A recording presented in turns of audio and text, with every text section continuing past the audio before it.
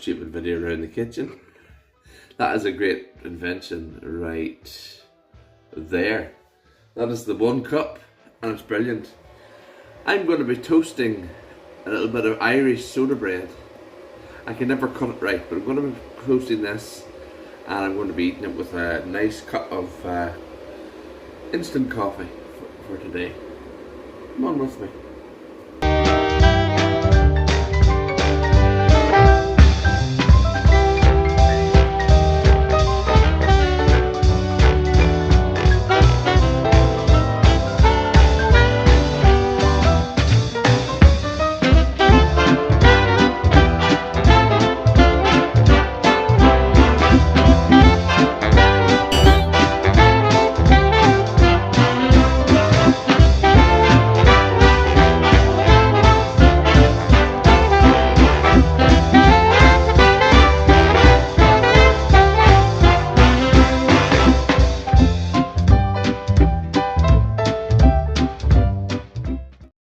So hi, how you doing?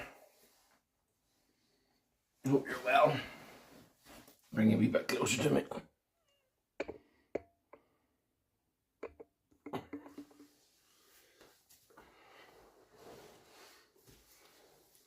had a little bit of a crisis a couple of days ago. I messaged the trusted few and said that I was thinking about changing my channel. I decided not to, but then again I might decide to.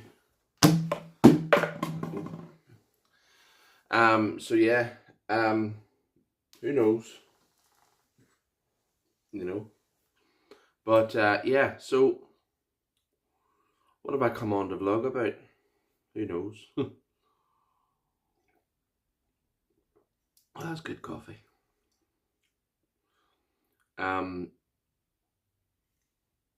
I've discovered a bit of a change in my mum. My mum turned 60 in January. She was 60 on the 2nd of January 2025. And we all know that triumph of that tumultuous and horrible time that I had from August last year to December. It was just an argument every day, and then to decide to mess with my brain and tell me that someone else was this, that and the other. And at December we had sort of made up. We still were a wee bit on edge. Mum was behaving like a child and throwing backhanded remarks and trying to bring up the past and bring up the argument and try to restart it, you know, sort of like a teenager. What you said, alright, well, apparently I did that, you know. It's now been we're now 2 months, we're all 2 months and a bit into the new year, and things couldn't be better. Now I'm constantly with my mother. You don't get comfortable, because once you get comfortable, she'll just swoop in and take the feet from under you. My mother loves to catch you by surprise and just start an argument out of thin air. My mother would start an argument in an empty house with just her in it. She would definitely have to she'd have an argument with her multiple personalities. And I'm not making fun of anybody that has that condition, because at the end of the day, it is a thing that people do suffer from and people do have battles with, and my heart goes out to them. I know in the past I have suffered from depression, and if you let the voices take over, it's horrible. When I use this term, and my mother doesn't hear voices, but she does have a split personality, as in 1 minute she's Jekyll and the other time she's Mrs. Hyde. You know, you don't know on one day or another how she's going to react. You don't even know how, from 1 second to the other. You could have a conversation with her, and within 30 seconds we're friends, and within the next 30 seconds we're enemies, in her mind. But this last month and a bit, it's probably the last 6 weeks, things have been pretty good. You know, we've got on. That break has done magic to our relationship. Used to be I felt I needed to call her every day. Sometimes I do get that feeling I need to call my mum, see if she's alright. Because suppose way back at the start, whenever I moved away, she said that she was lonely. And that was me being me, I went into my head, and that's what sticks there. But I now phone her maybe twice a week, and we would message from time to time. And she phones me once in a while. She doesn't always phone me every week, but I phone her every week.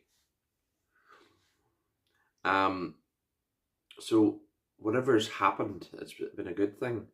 How long it'll be to the next one could be today. I just don't know. But take each day as it counts, you know.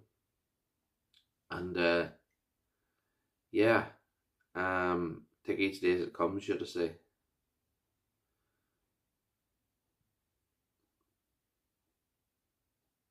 But my mum doesn't really do. She'll use her social media, which is her Facebook, just too nosy on other people. But she's not constantly on Facebook. I mean, like she could go to bed at night. She could check her Facebook twice or three times in the day, and she might have only checked her Facebook before she went to bed at 10:30 at night, and maybe not check her Facebook again to 2 or 3 o'clock in the afternoon. So it looks as if she's been inactive for about 15 hours, 16 hours. And for a few times, because my mother's health is quite bad, with conditions like COPD and those are moods as well, and you know, fibromyalgia, which I think I have, but I'm too scared to go to the doctor. But with these conditions that my mother has, especially the COPD, she still smokes.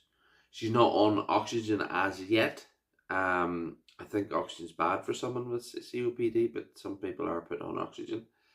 She can't walk from here to over there without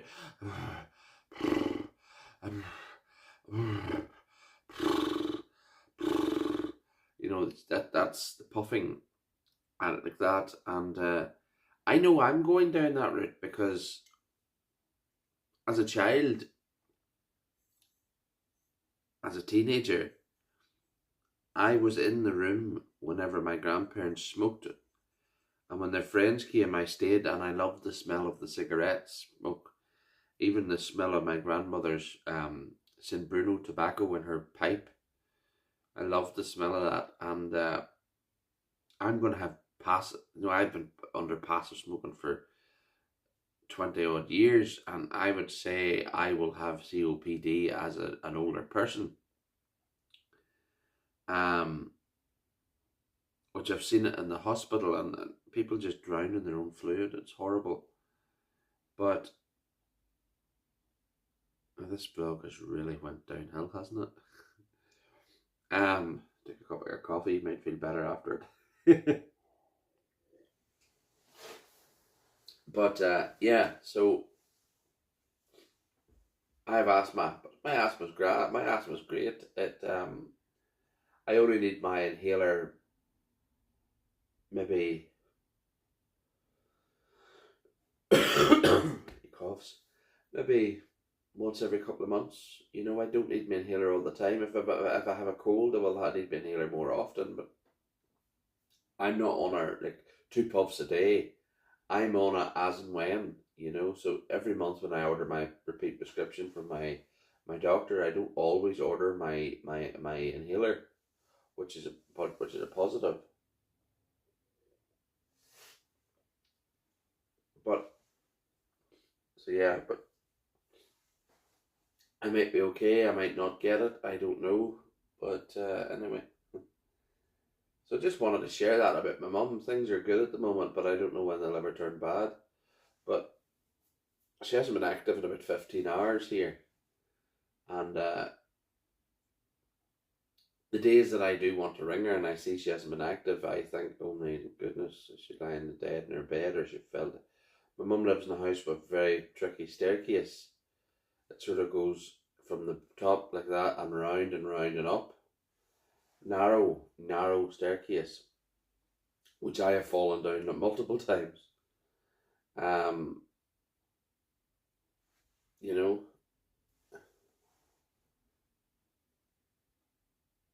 but I'm sure if anything's wrong with her, the dogs will make it known to the neighbours. She could be just at the store getting her daily bits that she buys, bread and milk and cigarettes and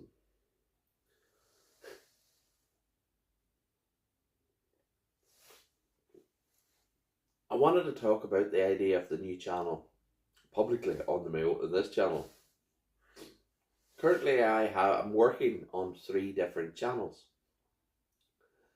I have a YouTube channel for vlogging, which is this one. I have a YouTube channel for shaving, which is my other one. And then I have a channel for my Bible stuff. Like if I'm doing Bible study and I feel a sermon brewing or I feel a thought coming, I'll share it in this channel. I would love to combine them all together and make one big channel. But I'm aware that not everybody that watches my vlogs is maybe interested in my biblical thoughts or interested in my traditional wet shaving. And I'm aware totally that people that watch my wet shaving aren't interested in vlogging or Bible thoughts. Although, having said that, a shaving video is a vlog, and I find myself when I'm doing my shaving, I find myself talking about what's going on in my daily life, and vlogging and shaving do come into one, and vlogging and Bible thoughts come into one, but all 3 come into the one. That's what I don't know. I'd love to have a YouTube channel that has those 3 things into one. I'm seriously thinking about car camping. Wild camping wasn't for me. I tried it a couple of times. I didn't vlog. I didn't video it. First time I was that scared to pick up the camera and speak.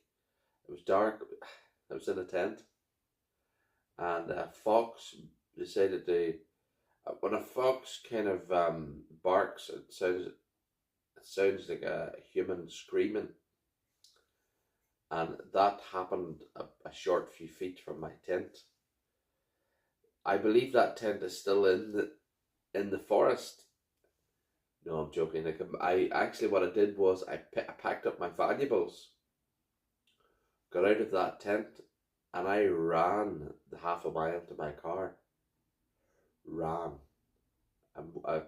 I'm amazed that I didn't trip and fall and break my neck, my leg, my arm, or anything.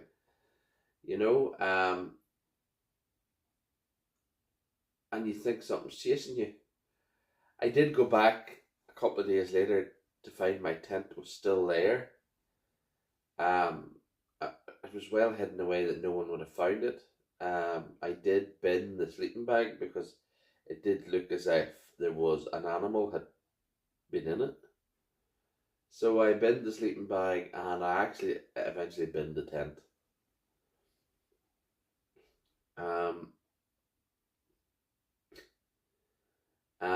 I did try hammock camping. I hammocked in the back garden, which I loved. I in the summer months I put my hammock up and I put up my hammock frame, and I could lie for hours in the evenings, in the cool of the evenings in the garden.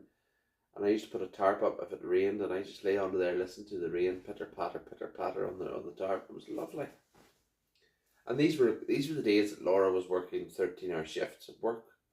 Laura doesn't do that anymore. She works sort of from 7 to 5:30. Well, she leaves the house at 7. I would say she's probably half 7 to 5:30, 7:30 to 5:30 on her day job. And when she does the other kind of nursing, she's sort of 9 to 3, which she's away today doing. She will do the odd 13-hour shift. It's brilliant, by the way. Uh, some Saturdays she'll go to the hospital in Derry, Londonderry, and she'll do a 13-hour shift in one of the wards there. And it just reminds me of the good old days when I was home alone and could lie about all day. I got up about 9 o'clock and I did all my chores. I squeezed them all in within 2 hours. I just lay about and watched YouTube and watched movies and crap and ate crap. Ate what I want, cooked what I wanted, and just chilled. And that's what I did in the summer months whenever I was on my own. Just looking at the time there. I would have lay out in my hammock, and if it was a rainy day, which generally the summer here in Northern Ireland, in Ireland alone, it's usually wet. So the pitter patter of the tarp, front door was locked, the phone wasn't loud, so in case somebody did ring, or somebody pressed the doorbell, I could see who it was. Lay in the garden and enjoyed life. And there was many a night. There was 2 nights in particular. I did doze off, and Laura just said it'd be grand. There was one night I particularly did sit out, and you've seen a few of my videos. I did the night before and the morning after. Mind you, it was very early. I rose about half past 5 in the morning. So, I did enjoy sleeping in the garden. I did, but the hammock frame stand is now gone. I had a winter there. I was quite lazy and didn't bring it in, and it just rusted up to buggery. So I just binned it, put it in the skip. Put it in the back of the car, brought it to the local skip, and I dumped it. But yeah, so yeah, I'm totally considering car camping. I watch a few car campers, van lifers. I love the idea of a van, but it's totally too expensive. It's really expensive. And how often would I be How often would I be van camping? How often would I be out? Wouldn't be every weekend. No, I'm too used to my bed. We bought a bed a year and a half ago, and it's been the best bed I have ever slept in. It's a king size bed, and if Laura lies right and I lie right, there's room for a third person. There is, well, half a person, a small child, but there's room. But Laura likes to starfish. Laura likes to lie all over the place, and I've heard a few people, and I know Chuck has said it in the past. You don't have to lie in the same bed as someone to know to love them, and that is very true. And I have come to know a few couples who are madly in love with each other, but they sleep in separate beds.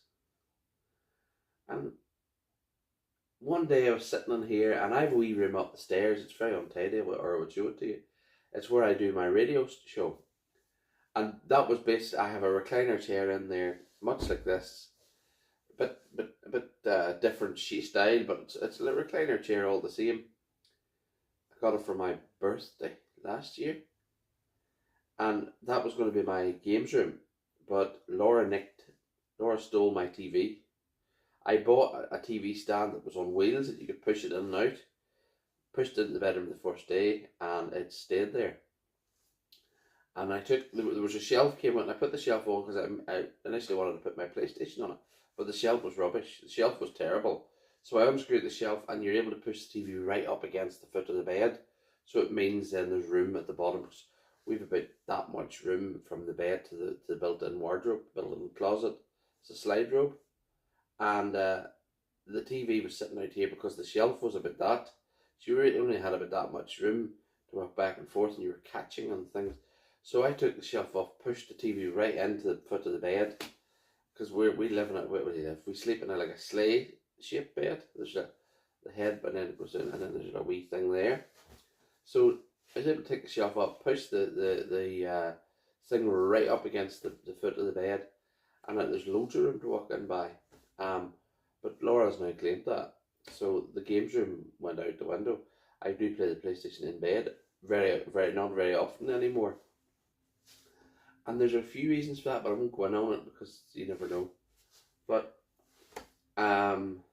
so the room that I have up, which is just up there, just right up above there, so that ceiling there. It's my computer room where I do all my stuff.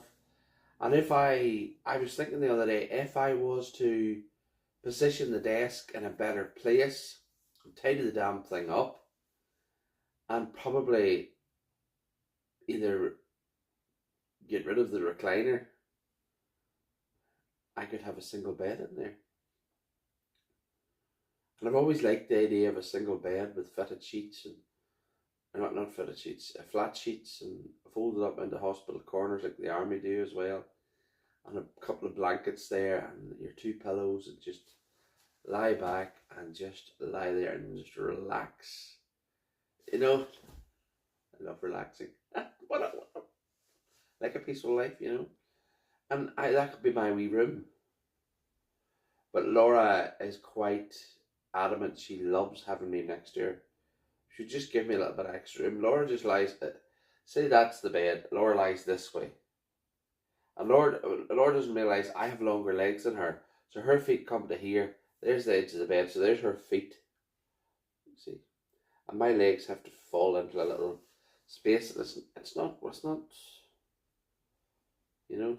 And then there's a whole space here on her side. And when I say, Laura, there's a whole bit, I'm on the edge. And you're not, I'm on the edge. And you're not on the edge. And she's not. You could actually fit a small child at her side, you know, because she pushes. Laura loves to be close to me in bed. She just, that's it. Her back and my back are together. There's no moving her. She's no budging. And Laura likes me in bed with her. One thing Laura hates about me is some nights I fall asleep before her, and she doesn't like me falling asleep before her because she says she can't sleep. It's just a stupid thing. But Laura's a night owl, but she's also an early riser.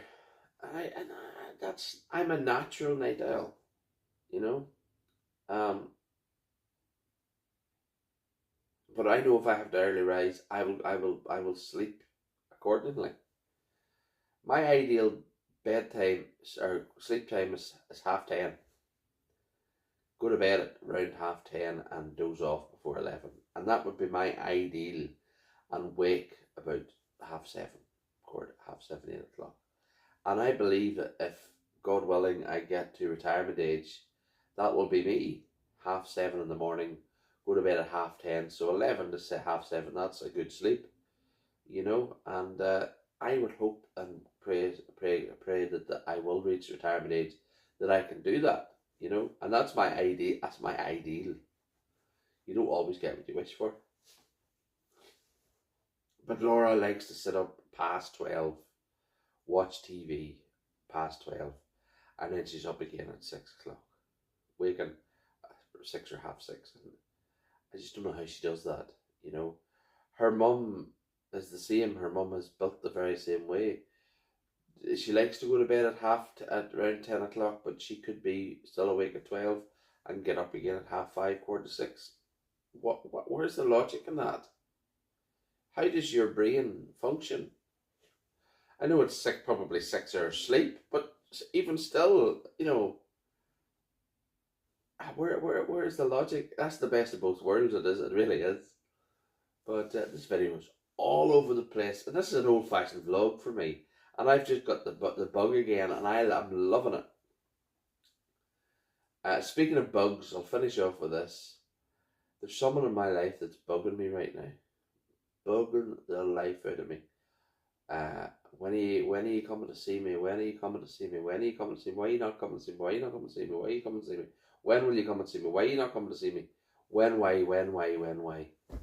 And this is constant. Because of a life. You know, I'm busy. I've got work. You know, I work 33 hours a week. 33 hours a week at my day job. At home, then I'll do what I need to do at home, which could be another couple of hours a week. I design logos, which could be an hour or two a week. I do the radio, which is 2 hours a week. But the radio station, it could be an hour a day, it could be 2 hours a day. You know, you're constantly, big pain in my life is um, pre-records. We have a couple of presenters, very good presenters that do send in great shows. One of them's a 3 hour show, and that's a 9-parted show, and that is a pain in the bottom to edit. The other two are four parts, which is 2 hours, and it's fine. But if I just had those two shows to edit at 2 hours, that'd be fine. But the 3 hour show is just a pain in the backside. But I'm very thankful that these three men are on my radio station. Two of them are big name broadcasters. If you Google Top of the Pops, Mike Reid, which Top of the Pops was a big show in the UK. It was all about the latest music. Mike Reid was one of the main presenters.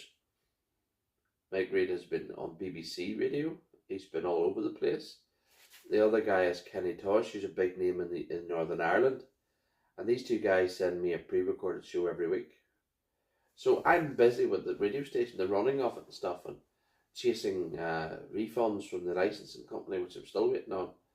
It was supposed to come in today. It's nearly 12 o'clock. It might come in now shortly. So, you know, I'm making sure that the license is up to date and making sure the Facebook page is running okay. And then I have my daily phone calls with my partner, who we run the business together, the radio station and the other business, which is the Belfast Web Solutions. He builds the websites, I design the logos, and that's where that all comes in at. So I'm a busybody, a busy man, and I like to chill. I used to be a big gamer, but as I said, I'm not anymore. But and then I have my faith, which takes up a valuable amount of my time, which I want to. I say valuable because my faith is the most valuable thing to me. So the fact that I want to read my Bible and pray to my God and talk to my God and go to things that I'm going to learn more about the scriptures, I want to do that. So that's 2 hours a fortnight. I go to a Bible study group, and I go 1 hour and a half on a Wednesday night to my church Bible study, and an hour on a Sunday. So, you know, that's a lot of my time that I want to be doing. So the fact that I'm not available to come and visit someone, you know, maybe once or twice out, 3 times a year tops, I could visit this person, and yet they're still not happy. Anyway, I've taken up a lot of your half an hour I've been on here. A lot of your time. I'm going to go now. Thank you so much for listening to my ramblings. And I'll see you all next time. Bye bye.